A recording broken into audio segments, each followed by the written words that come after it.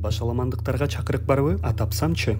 Тилекке каршы бул жөн гана көчөдө айтылган сөз эмес. Журналисттерди, жазуучуларды жана оппозициячыларды түрмөгө камоо үчүн Улуттук Илимдер Академиясынын илимий кызматкерлерин коркутуп, саясий иштерден мыйзамсыз чакырыктарды табууга мажбурлап жатышат. Андай кылуудан баш тарткандар өздөрү темир тор артында камалуу коркунучуна кептелүүдө. Мындай тагдырдан Илимдер Академиясынын мурдагы кызматкери Жомарт Карабаев да качып кутула алган жок. Ал 1 жыл мурда күч түзүм кызматкерлеринин айтканындай экспертизага корутундуу жазуудан баш тарткандан кийин иштен алынган.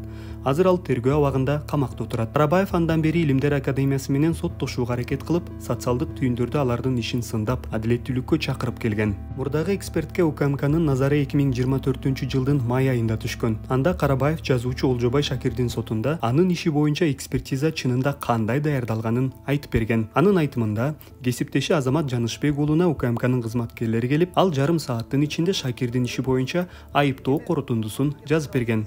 Ал корутунду сотто пайдаланылып, Шакир Жапырт башаламандыкка чакыруу айыбы менен 5 жылга соттолгон. Жанышбек уулу дүжүр эксперт деп айтылып келет. Ал бир катар иштерде блогерлерге, саясатчыларга жана активисттерге каршы корутундуларды даярдаган. Анын иштөө ыкмасы жөнөкөй УКМК чакырык болгонбу деп сурайт. Ал корутундуга ооба, болгон деп жазып берет. Ушундай ыкма менен блогер Ырыс Жекшеналиевке, активист журналисттер Адилет Балтабаев менен Мирлан Ураимовго, журналист Таалайбек Дүйшөнбаевке жана активист Зарина Төрөкуловага каршы корутундулар даярдалган. Карабаев анын корутундулары четке кагылып, Жанышбек уулунун УКМКга ыңгайлуу корутундулары кабыл алынганын эскертет. Азыр Карабаев тергөө абагында жана ал башаламандыктарга чакыруу айыбы менен 8 жылга соттолушу мүмкүн. Анын иши боюнча да экспертизалык корутундуну Азамат Жанышбек уулу даярдаган. УКМК менен Илимдер Академиясы бул иш боюнча комментарий берүүдөн баш тартууда. Бирок Жомарт Карабаевдин иши экспертизалар менен аларды даярдаган эксперттер кантип репрессиялардын куралы болуп калышы мүмкүн экенине ачык мисал.